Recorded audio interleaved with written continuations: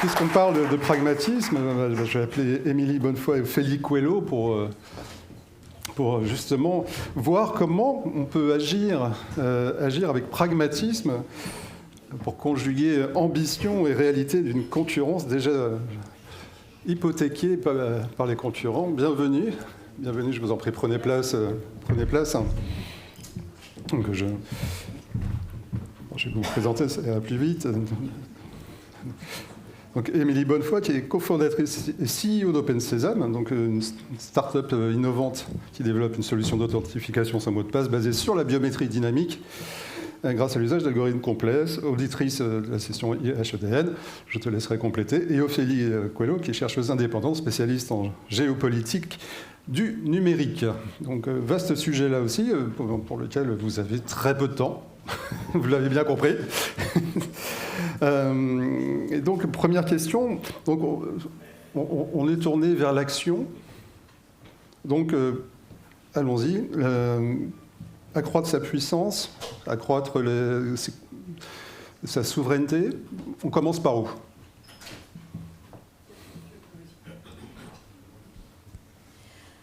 Alors, c'est une question. On va commencer par énoncer une chose. Donc, le titre de cette intervention est assez ambitieux. Et il n'est absolument pas question, évidemment, et vous le savez, de donner des solutions miracles à la situation dans laquelle on est.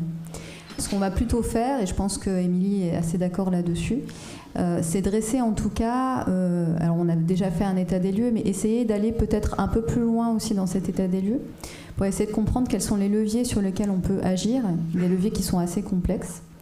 La première chose sur laquelle, moi en tout cas, j'aimerais intervenir, c'est déjà sur la logique de pouvoir. On en parle depuis ce matin, cette logique de pouvoir, qui est mal distribuée. Ce pouvoir est mal distribué parce qu'il y a une concentration des pouvoirs due au fait que on a un État très très fort qui sont les États-Unis d'un côté. On va avoir des concurrents qui vont être la Chine et puis l'Europe qui serait un peu au milieu de tout ça. Et ils détiennent des pouvoirs qui sont certes des pouvoirs économiques. Il faut dire aussi qu'ils ont conçu eux-mêmes un système économique, au final, qui les avantage.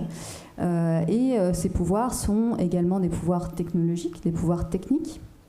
Et ces pouvoirs sont également politiques, idéologiques, etc. Au final, ces différents pouvoirs, en fait, communiquent ensemble, forment un système assez cohérent, qui sert, non pas nos intérêts en tout cas aujourd'hui, mais ceux d'une grande puissance, celui d'un empire qui est l'empire américain, et par-delà aussi ces empires privés, des empires qu'il a fait en sorte, en quelque sorte, de créer, qui sont des grandes entreprises américaines, certes. Cette logique de pouvoir, or, on ne peut pas se dire que le pouvoir est neutre en fait. Et quand on parle d'une entreprise, à partir du moment où une entreprise va détenir un fort pouvoir, il ne faut pas s'attendre à ce qu'elle ne l'utilise pas. Toute entreprise, même si demain elle est européenne, qui aura un grand pouvoir, à un moment donné, va être tentée, même s'ils ont toute la bonne volonté du monde, de l'utiliser. Donc la logique du pouvoir, elle est complexe. Elle est complexe aussi parce que derrière, il y a celle qui lui répond, qui est celle du contrôle du pouvoir. Aujourd'hui, on a souvent ces débats entre entreprises, États, etc., et communautés civiles. Voilà. Qu'est-ce qu'on fait, en fait, dans cette idée ? Est-ce qu'on va vers plus de contrôle ? Comment est-ce qu'il faut contrôler ? Est-ce qu'on doit vraiment parler de contrôle ou simplement d'orientation, d'accompagnement, comme le fait l'État libéral, en fait, d'une certaine manière ? Il essaye de ne pas trop contrôler pour laisser la possibilité aux entreprises de se développer. Mais en même temps, on se rend compte que ça ne fonctionne pas toujours. Aujourd'hui, on se retrouve devant des empires privés qui sont problématiques. Comme on est deux, il ne faudra pas que je prenne toute la parole non plus. Tu m'as donné le micro en premier.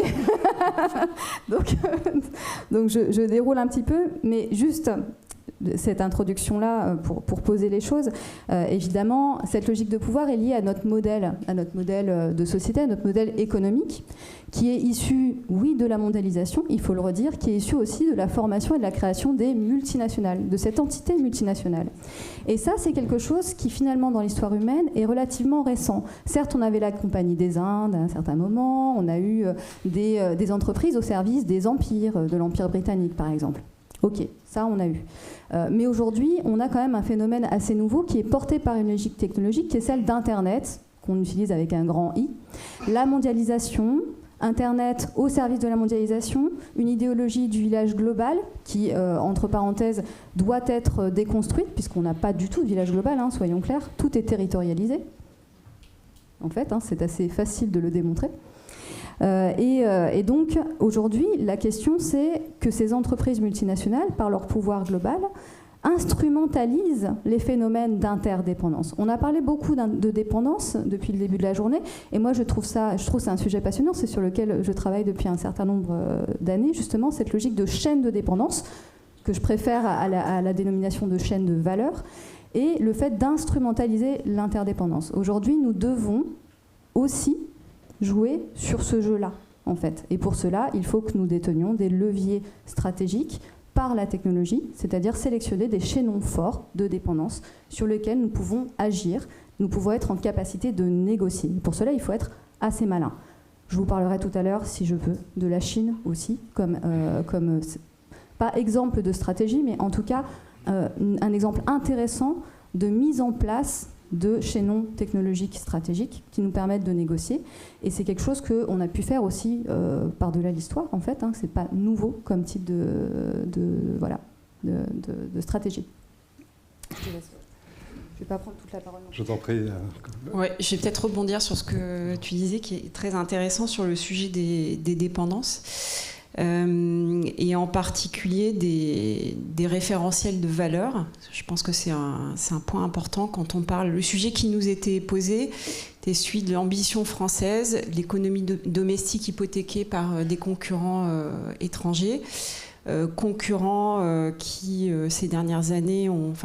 paysage géopolitique concurrentiel qui a nettement évolué, puisqu'on parle aujourd'hui traditionnellement d'un espace de compétition, contestation, affrontement. Et dans ce contexte-là, franchement, je me suis pas mal agitée sur mon siège ce matin en écoutant certaines interventions. Non, le sujet de la maîtrise des données n'est pas anodin. Et on a un référentiel de valeur qui n'est ni celui des Américains, pour qui la donnée, je vais le dire de façon peut-être un peu grossière, et celui du pognon, voilà, pardon de le dire un peu crûment, et de l'autre côté, le sujet de la maîtrise des données et celui du contrôle. Donc je pense en particulier à la Chine, mais on peut parler aussi de la Russie, pour qui la maîtrise de la donnée va permettre de contrôler en fait les droits et les libertés fondamentales des populations. Mais je crois qu'on aura un éminent chercheur qui nous en parlera tout à l'heure. Voilà, donc moi, peut-être les idées principales que je voulais partager avec vous, c'est celle de notre identité et de notre référentiel de valeurs, qui, je pense, est fondamentalement différent de celui des Américains et de celui des Chinois. Donc la question aussi, c'est finalement quel modèle on souhaite, parce que, rappelons-le, l'accélération de la digitalisation, ça correspond aussi à un modèle de société de consommation ultra débridé. Voilà, je vois qu'on n'est pas, certains ne sont pas forcément d'accord à la salle, mais voilà, quand on parle d'AWS, des consoles qui permettent notamment de piloter la sécurité, hein, puisque nous c'est un peu notre domaine, notre champ d'action. C'est un peu comme quand vous présentez une assiette de frites à un enfant et une assiette d'épinards. Si vous lui dites, en fait c'est très simple, tu n'as qu'à mettre ta carte bleue pour piloter ta sécurité, c'est très facile et tu vas voir, tu n'auras pas de problème, tu pourras dormir sur tes deux oreilles. Bah oui, un DSI il a plutôt tendance à choisir ça. Donc c'est un peu le même sujet. Quand on propose à une start-up, tu sais, viens chez nous parce que tu vas avoir 100 000 euros de grants et tu verras, c'est facile. Bah, c'est pareil en fait. Donc ce sujet en fait de générer donc de la gratuité, de la récurrence, de la dépendance, de l'opacité et donc de la maîtrise de la donnée, c'est un sujet, à mon avis, sur lequel il faut très clairement qu'on se positionne. L'autre point que je voulais évoquer, c'est celui de l'anticipation stratégique. On en a très rapidement parlé ce matin, mais effectivement, je pense qu'il faut arrêter de subir. Il faut à un moment donné, comme l'ont fait d'ailleurs de façon assez intelligente les Chinois, se projeter dans l'avenir. Et ça implique que nos politiques, et là aussi je me suis pas mal agitée quand même ce matin dans la salle en entendant certaines déclarations, voilà. En fait, non, c'est pas anodin pour une collectivité de choisir une solution comme celle de Microsoft 365. Oui, il y a des solutions qui existent sur le marché et à un moment donné, il faut aussi se poser la question de la réversibilité. On n'en a pas trop parlé ce matin, mais à un moment donné, comment est-ce que je peux me libérer? Comment est-ce que je peux faire des choix?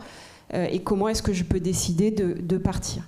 Ensuite, le dernier point que je voulais évoquer, c'est la question de nos cerveaux, parce qu'on n'en a pas beaucoup parlé non plus, et donc des populations et de l'apocalypse cognitive, en fait, cette espèce de fabrique à crétins, en fait, qui est, pour reprendre les propos de Michel Desmurgier. Je ne sais pas si vous avez vu passer ce bouquin Apocalypse cognitive, mais le prochain champ de manipulation des populations et donc des citoyens, parce que finalement, ce ne sont que les citoyens qui sont souverains. On parle de nations souveraines. Et je suis d'accord avec Thomas, ce que tu évoquais tout à l'heure est, je pense, important. Demain, ce sont nos cerveaux, en fait, et on le voit en Afrique en ce moment, au Niger, on le voit en Ukraine. C'est vraiment le champ qui aujourd'hui est probablement le plus menacé. Et donc, effectivement, quand des grands acteurs américains sont présents dans nos téléphones, à la télé, sur tous les médias, etc., et choisissent l'information qui nous est communiquée, non, on n'est pas libre de choisir et de décider. Donc ça, je pense que c'est un point important et on peut se rappeler, on peut parler de Cambridge Analytica, on peut parler aussi du procès Google. Hein. Il y a un très bel article dans Philosophie Magazine justement sur l'enjeu et l'impact du cognitif, quoi. Voilà, je pense que j'ai peut-être laissé la parole à... Non, alors là, tu as dit quand même énormément de choses, donc là, ça va être... Mais sur le côté, moi, je vais poser une question, parce que je joue un peu le rôle de Candide quand même depuis ce matin. Je dis, comment est-ce qu'on a merdé à ce point ?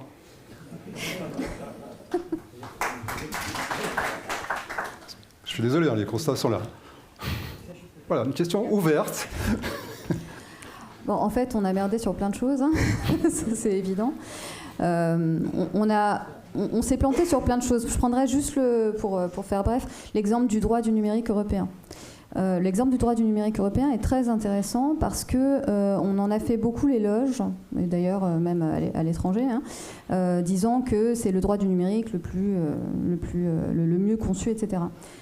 Force est de constater que le RGPD ne nous protège pas, que c'est plutôt une individualisation du droit, que c'est qu'on laisse l'utilisateur au final choisir en gros si c'est un risque ou pas de laisser ses données à une entreprise privée, et que les DMA, DSA fonctionnent sur le principe aussi de l'audit indépendant, qui sont des audits financés par les entreprises qu'on audite, voilà, et qui par ailleurs risquent de ne pas trop fonctionner pour des problèmes de propriété industrielle. Donc il y a plein de sujets, si vous voulez, sur lesquels le droit, à partir du moment en fait, où on ne peut pas contrôler le code, et je ne dis pas qu'il faut forcément le faire, hein, je dis pas que, voilà, mais à partir du moment où le logiciel en fait, n'est pas visible, en fait, on peut faire toujours un peu ce qu'on veut. On peut aussi recueillir des données sans pour autant que l'utilisateur final le sache, vous le savez. À partir du moment aussi où on contrôle les routes, on peut le faire. Bref. Donc le droit du numérique, au final, c'est beaucoup de perte de temps. Simplement pour un malentendu qui est, je pense, une incompréhension de comment fonctionne le numérique, en fait. Comment fonctionne un logiciel, à partir de quand est-ce qu'on peut recueillir une donnée, etc. Donc ça, c'est la partie droit. Et sur la partie, je dirais, initiative industrielle, il n'y a pas tant de stratégie industrielle en tant que telle, mais quand il y en a, on fait souvent de mauvais choix. Donc ça a été le cas, évidemment, pour Cloudwatt, Numergy, etc. De choisir, par exemple, les télécoms en se disant il faut forcément que ce soit des grandes entreprises qui portent nos projets d'avenir, ce qui était une énorme bêtise, puisqu'à ce moment-là, il y avait des petits acteurs, des petites PME qui avaient déjà les technologies de cloud, telles qu'on les appelait, voilà, qui n'était pas le cloud qu'on a aujourd'hui, hein, mais qui était déjà vivant, et pour lesquels on n'a pas cru en eux, en fait. On s'est dit, on va plutôt choisir des acteurs robustes en apparence. Bon, c'est ce qui était, encore une fois, une erreur, et une erreur renouvelée, puisqu'on l'avait déjà faite avec le Minitel. Bref, donc on n'est pas très... Une très bonne vision stratégique sur le long terme. Voilà, et très bonne stratégie sur le long terme. Et sur la question long terme, je termine juste là-dessus, autre erreur, mais là on n'est pas dans les solutions, du coup on reprend encore l'histoire, c'est un petit peu dommage, mais simplement sur le temps long, absolument, le fait est que nos politiques, on a 5 ans, on avait 7 ans, on a 5 ans de gouvernement à chaque fois, et en fait il y a cette impression quand on regarde l'histoire de nos initiatives politiques numériques, par exemple, c'est que le gouvernement d'après essaie toujours de répondre au gouvernement d'avant. On va faire différent par principe. On va porter un étendard de stratégie numérique pour dire qu'on fait différent de celui qui a été avant. Sauf que très souvent, les solutions utilisées ont déjà été faites auparavant, hein, parfois 30 ans avant, et n'ont pas fonctionné ou ont mal fonctionné parce qu'elles n'ont pas été pensées sur le temps long. On reprend tout à zéro tous les 5 ans, donc ça ne sert à rien. Mélie, tu veux réagir ? Oui, moi je voulais dire, j'ai adoré l'intervention de Sébastien Picarda tout à l'heure. J'ai trouvé que c'était très pragmatique, très concret, très factuel. Et je pense que c'est le bon sens paysan. Je pense que c'est quelque chose qui nous manque beaucoup aujourd'hui. On a des politiciens, des stratèges qui réfléchissent à Bruxelles ou à la tête de notre pays. Moi, j'aime bien le sens qu'ont les mots. Et en fait, aujourd'hui, on parle de beaucoup d'innovation et on parle assez peu de progrès. Donc, je crois que de se poser la question au service de quoi les nouvelles technologies, au service de quoi le numérique doit être, c'est-à-dire concrètement, enfin moi, après c'est ma vision des choses, au service de nos libertés fondamentales, au service de l'amélioration de notre état de santé, au service d'une meilleure rémunération pour des agriculteurs qui triment. Voilà, le sens des choses, en fait, ça devrait être notre drive-in. Et ça n'est malheureusement pas du tout le cas. Donc, je suis assez d'accord. C'est les 3 exemples que tu viens de citer, on est juste à l'inverse, en fait, absolu. Ouais, faut pas non plus être radical, mais un petit peu. Mais je pense qu'effectivement, on est loin, mais vraiment loin du bon sens. Vraiment loin du bon sens. Voilà. Alors, parce qu'on parlait de bon sens, tu as dit quelque chose d'important tout à l'heure, la compréhension du numérique. Donc ça, est-ce que ça fait partie des pistes ? Déjà, on parlait du crétin cognitif. On voit bien qu'il y a une inculture numérique globale. Donc, est-ce que l'éducation, ça reste un des premiers leviers ? Je n'ai plus de piles. Ça fait partie des leviers, clairement. Évidemment, la compréhension technique. Et je pense que ça influe sur le choix des décideurs, mais ce n'est pas uniquement cela. Je pense qu'il y a une question aussi qui est celle de la question idéologique aussi.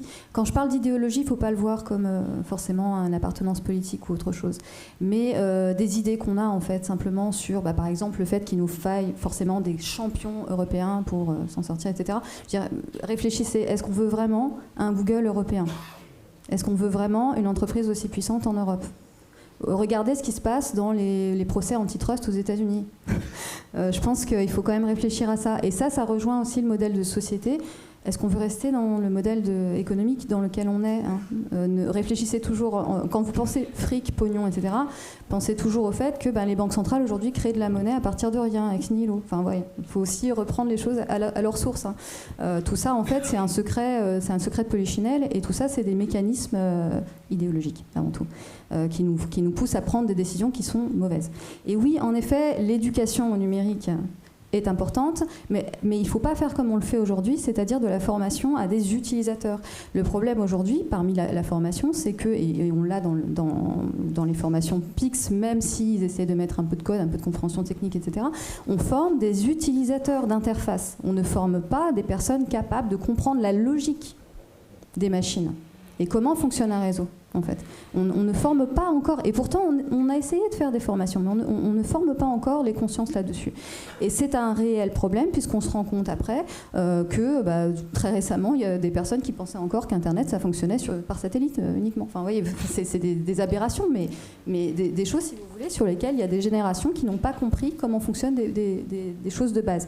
Et comment fonctionne aussi la territorialisation des infrastructures, sachant que ces acteurs auxquels on a affaire aujourd'hui, ces acteurs multinationaux, ont des infrastructures sur notre territoire. Et à partir du moment où un acteur international a une infrastructure sur le territoire, elle peut agir sur les acteurs locaux, elle peut agir sur les utilisateurs, et c'est là-dessus un levier de négociation essentiel.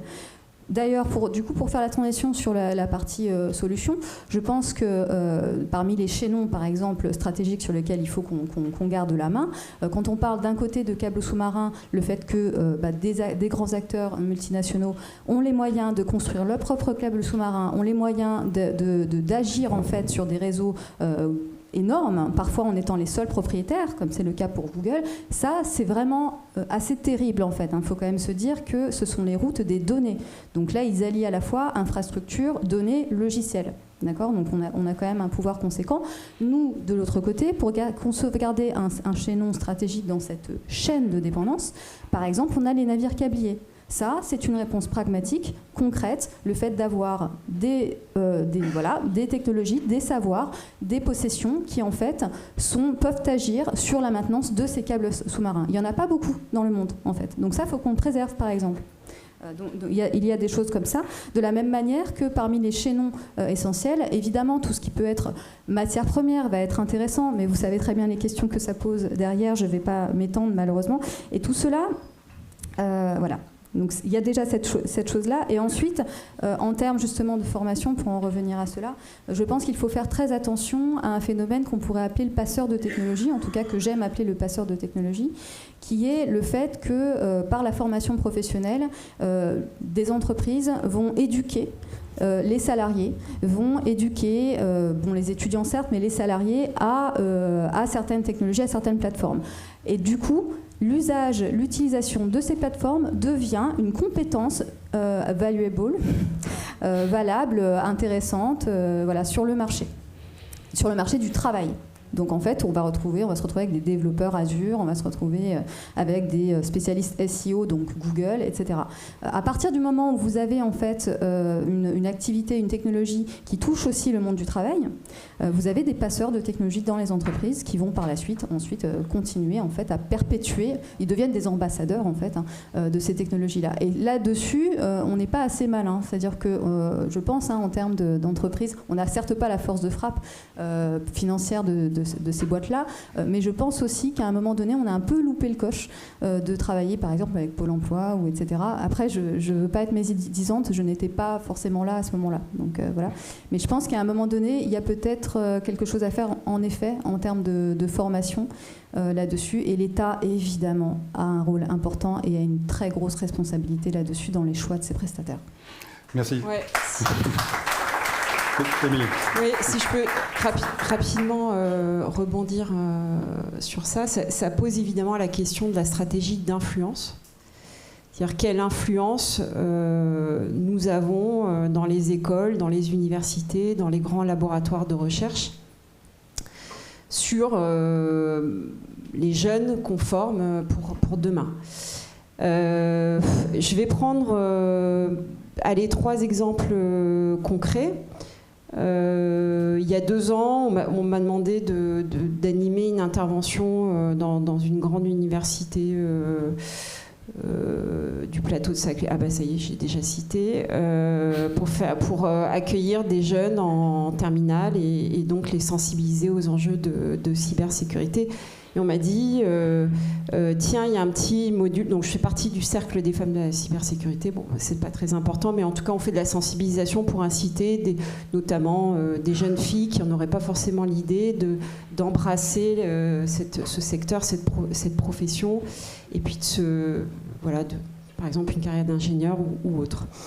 On me dit, tiens, il y a un petit module là intéressant, je ne sais pas si tu l'as vu passer, c'est intéressant, ça présente en quelques slides justement les enjeux de la cybersécurité et pourquoi c'est important pour les jeunes. fait, c'était un truc open source là, j'ai récupéré sur GitHub. Réalisé par Microsoft. Voilà. Donc ça, c'est un premier point. Hein. C'est intéressant. Non, mais c'est intéressant en termes de stratégie d'influence. Autre exemple, il y a quelques semaines, j'ai eu la chance de visiter un grand laboratoire de physique quantique à Paris. Et donc, super présentation, Pascal, grand acteur français, voilà, des chercheurs qui nous montrent un petit peu l'état de leur recherche, etc. Et puis, je vois une publication dans la liste des trucs qui était écrite par des chercheurs chinois avec lesquels on travaille. Et encore un autre exemple sur les stratégies d'influence. Une école de commerce française qui m'a demandé, là, il n'y a pas très longtemps, de travailler avec des étudiants sur des sujets d'innovation, etc. Et donc, je reçois le mail avec le groupe, la liste du groupe d'étudiants. Sur les 8 étudiants, il y en avait 6 qui étaient chinois. Donc, moi, j'ai rien contre ça, mais il faut bien se rendre compte aussi de ce qui influence aujourd'hui nos jeunes. Et donc, du référentiel de valeurs et de la façon que les autres puissances, qui peuvent être des compétiteurs, voire des États avec lesquels on est carrément en confrontation, la façon dont ces acteurs influencent notre modèle de gestion des données, quoi. Donc ça, c'est un point important. Et donc, ça pose aussi la question du libre arbitre et puis de la protection de nos institutions démocratiques. C'est-à-dire que ces jeunes, à un moment donné, ils vont exercer un droit de vote. Et donc, le numérique, aujourd'hui, a quand même une place absolument prépondérante dans les idéologies et dans les informations qui sont communiquées. Donc, je pense aussi là qu'il faut qu'il y ait... alors là, on est effectivement sur un sujet de la prise de conscience au niveau étatique, c'est-à-dire au niveau de l'éducation nationale, au niveau voilà, des entreprises aussi qu'on laisse intégrer. Voilà, il y a beaucoup de débats autour de la gratuité de certaines solutions Microsoft qui sont offertes à l'éducation nationale, mais des exemples comme ça, en fait, il y en a plein. Et je pense qu'effectivement, il faut absolument qu'on reprenne le contrôle sur ça. Ça va probablement mettre beaucoup de temps. Donc on parlait de pragmatisme. Il faut être capable aussi de se dire que ça ne va pas se faire en 3 jours et qu'a priori, ça va être une génération, mais de la même manière que quand on a rendu la ceinture de sécurité obligatoire en France, pendant 10 ans, il y a plein de parents qui continuaient à foutre leurs gamins dans la bagnole sans attacher la ceinture, mais à force, c'est rentré vraiment dans le schéma de pensée. Et je pense que c'est pareil. Il faut qu'on retrouve la maîtrise de nos données et qu'il y ait une prise de conscience collective au niveau des citoyens, mais aussi au niveau de ces citoyens deviendront des décideurs, et que ces décideurs, on parlait des marchés publics tout à l'heure, hein, donc soit c'est effectivement des décideurs qui vont commander au niveau d'éditeurs de logiciels français ou de gestionnaires d'infrastructures. Un autre exemple, hein, moi j'étais au Québec, j'ai eu la chance de rencontrer le ministre de la cybersécurité au Québec qui nous disait: en fait, les Français, on ne comprend pas trop votre truc là, avec l'OMC, etc. Parce que nous, les Américains, c'est notre premier partenaire. Pour autant, on impose à ce que 40% des solutions numériques qui sont choisies soient des solutions québécoises. Donc en fait, on voit que c'est juste aussi une question de... volonté. Alors à la fois je dirais de compréhension des enjeux, mais aussi de courage politique. Voilà. Donc ce que tu es en train de dire finalement, c'est qu'il y a une absence de courage politique. Oui, un peu. Voilà, merci. Merci. Est-ce que vous voulez réagir à ce qui a été dit? Je ne vais pas me faire des copains. Mais c'est pas grave. Tout le monde est à peu près d'accord. Attends, Alexandre. Oui, un commentaire, une banalité sans doute. Une banalité sans doute, mais la question des données, c'est évidemment aussi, bien sûr, la question des gains de productivité phénoménaux qui sont attendus de l'IA dans les années qui viennent, et la vitesse de déploiement, de développement de l'IA et du potentiel de l'IA est directement liée à la quantité des données disponibles et à la capacité de les capter et de les rendre disponibles. Et donc on sait qu'en plus, derrière les questions parfaitement louables que vous avez évoquées, qui sont des questions de civilisation, des questions de culture, etc., on a aussi un phénomène de puissance, multiplicatif de puissance, absolument phénoménal en termes de compétitivité, en termes de gains de productivité liés à l'IA et donc liés à ces données. C'est donc pas simplement une question de morale ou une question de principe ou une question d'autonomie, c'est aussi la question de savoir si nous allons pouvoir continuer même à pouvoir exister sur le plan économique dans les décennies à venir. Ouais, c'est une très très bonne remarque. C'est un sujet, nous, qu'on connaît bien, puisque donc moi j'ai la chance de travailler avec un laboratoire de l'INRIA qui s'appelle le laboratoire Privatix, qui est un des laboratoires pionniers en matière d'intelligence artificielle, de traitement d'algorithmes complexes. En fait, on a de la donnée en France, on a de la donnée dans les entreprises, on a de la donnée au niveau étatique. Il y a par exemple le ministère des Armées qui a développé un dispositif qui s'appelle la Fabrique. Je vois que l'amiral Coussière est là, et peut-être qu'il en parlera tout à l'heure, qui permet justement d'avoir accès à un certain nombre de données, de pouvoir entraîner ces données. Donc la donnée, elle est bien là.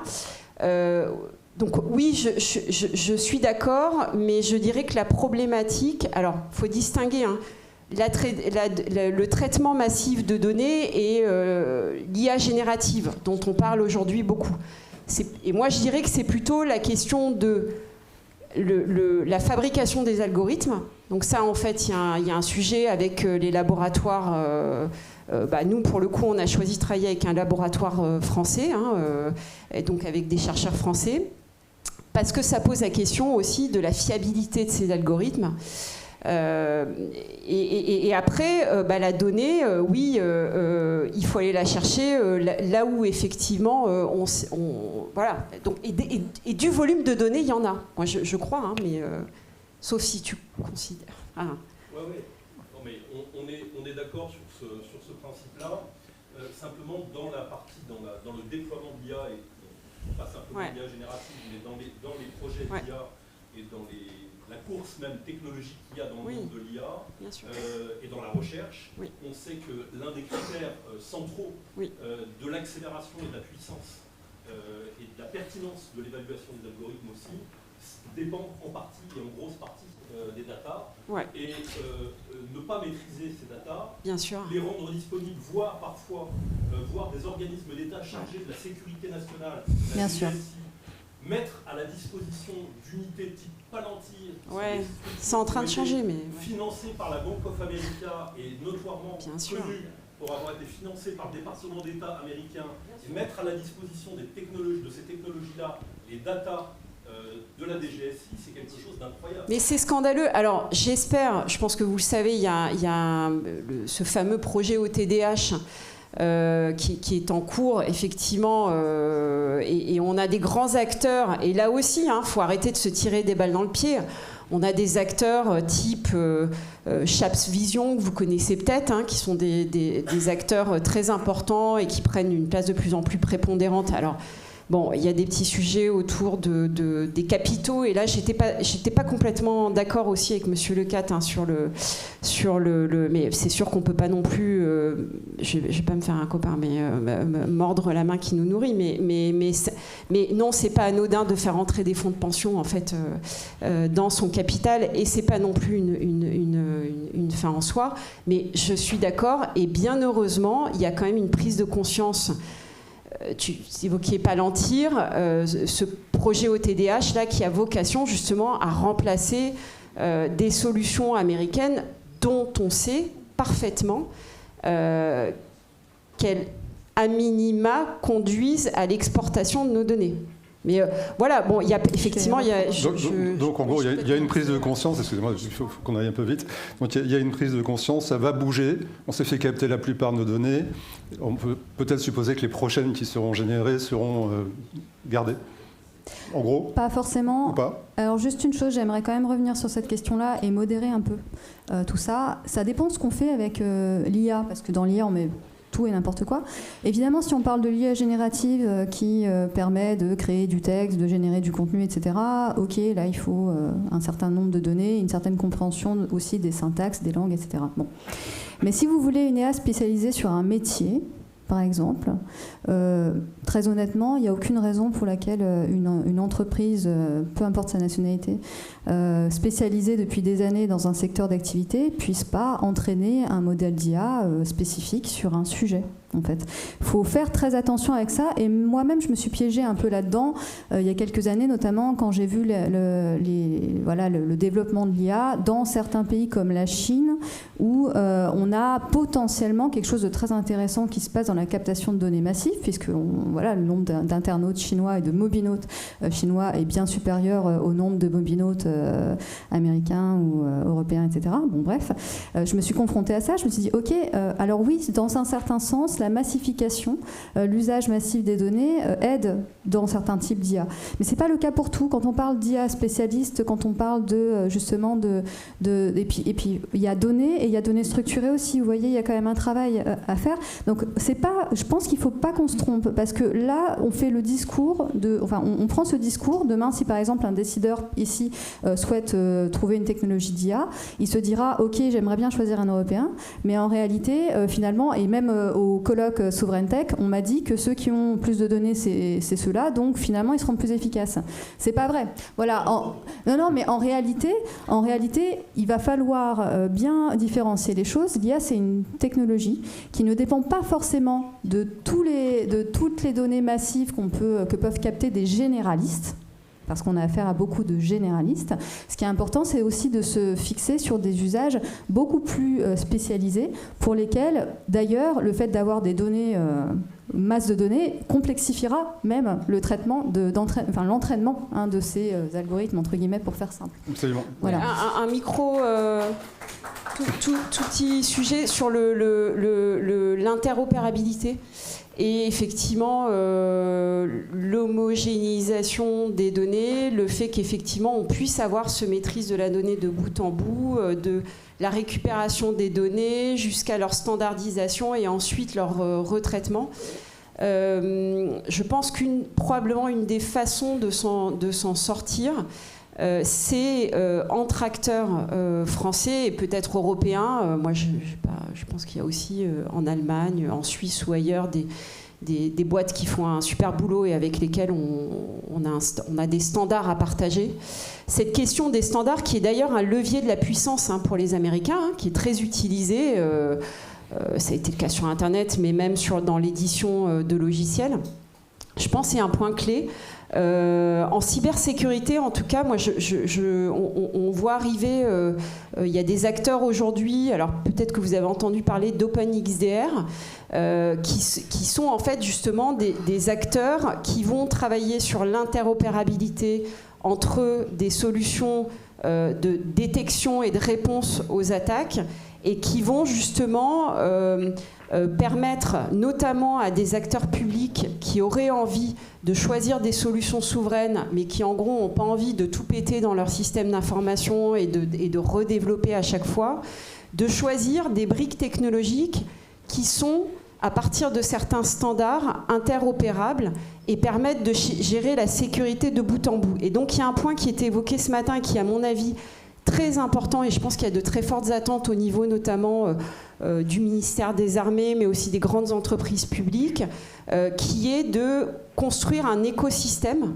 et donc notamment un écosystème du traitement de la donnée, avec des algorithmes fiables, des solutions dans lesquelles on peut faire transiter des données d'un bout à l'autre. Et ça, je pense qu'effectivement, c'est une réponse, à mon avis, intelligente et pragmatique, qui devrait nous permettre aussi d'atteindre des tailles critiques, parce que une entreprise, nous par exemple, on est spécialisé dans l'authentification forte. Moi, je ne fais pas de détection et de réponse. Par contre, ma donnée, c'est-à-dire mes logs d'authentification, ils ont une valeur pour une solution qui fait de la détection et de la réponse aux attaques.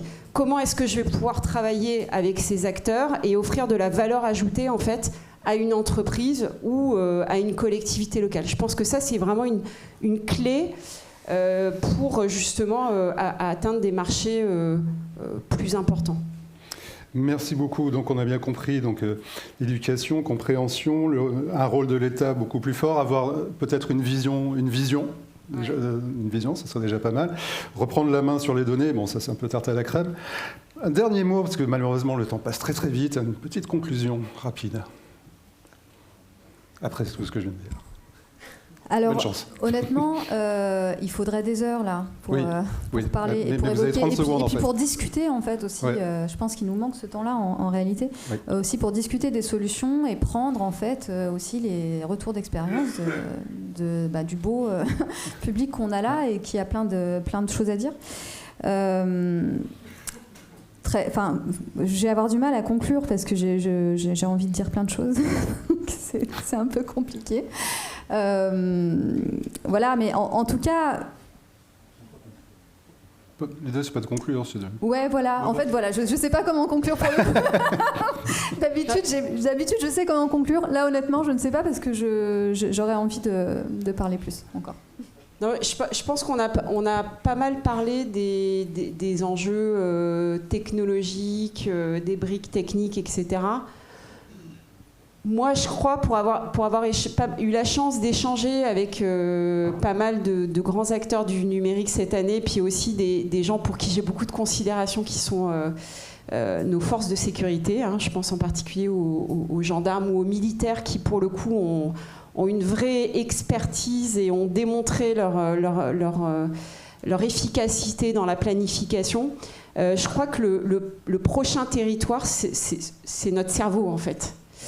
Et je pense que moi, je serais ravie d'avoir des discussions avec certains d'entre vous sur cet enjeu d'apocalypse cognitive et sur, effectivement, comment est-ce qu'on va permettre à nos citoyens et aux gens, finalement, dont on a en charge quand on est décideur, quand on est acteur du numérique, on a en charge leur protection, en fait. C'est un devoir pour un État.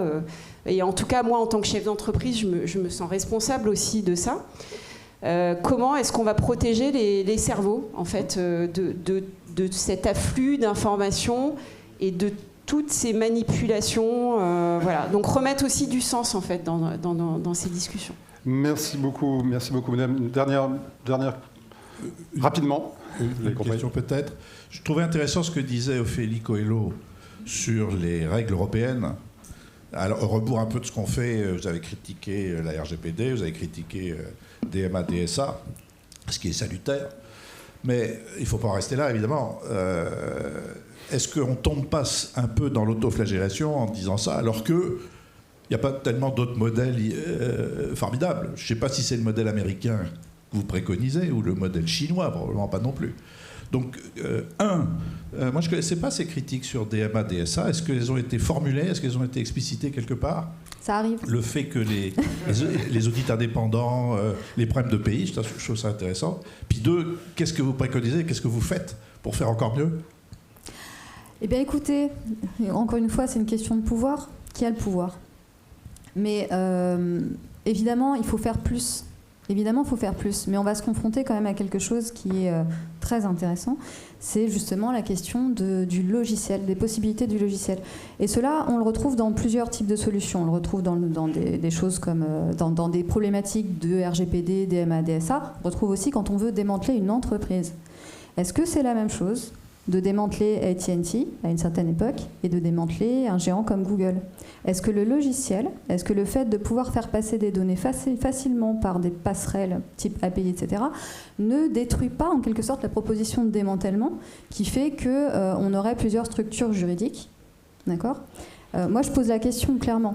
À mon sens, en démêlant la question, et je trouve que malheureusement les États-Unis sont encore sur cette logique-là, la solution antitrust, c'est le démantèlement. Et voilà, aujourd'hui, avec le logiciel, on a une problématique particulière qui est qu'on va de toute façon avoir du mal à contrôler. Parce que le contrôle suppose la possibilité de contrôler, justement, si vous voulez. Aujourd'hui, on n'en a pas la possibilité, et je ne pense pas que demain, on l'aura non plus. Donc moi, ma solution, elle est plutôt de faire un pas de côté et de ne pas avoir de concentration de pouvoir sur aujourd'hui ce qui est la multinationale. Voilà. Ce qui est aujourd'hui la multinationale du numérique, mais qui peut être la multinationale de la Big Pharma, voilà, ou des multinationales du pétrole, peu importe, la concentration des pouvoirs, à la base, est un problème. Donc moi, j'aurais plutôt tendance à lutter contre cela, mais pas par des méthodes traditionnelles de démantèlement, en réalité, de les prendre à la source et d'aller faire marcher. Alors désolé, je vais faire très capitaliste pour le coup, alors qu'à la base, on pourrait dire que je ne suis pas forcément de l'école idéologique, si vous regardez un petit peu mon parcours. Mais en fait, faire jouer la concurrence, c'est-à-dire aller justement vers les entreprises européennes, ce serait déjà pas mal. Voilà. Merci beaucoup, madame. Merci à vous. Évidemment, vous pouvez poursuivre la discussion tout à l'heure au déjeuner.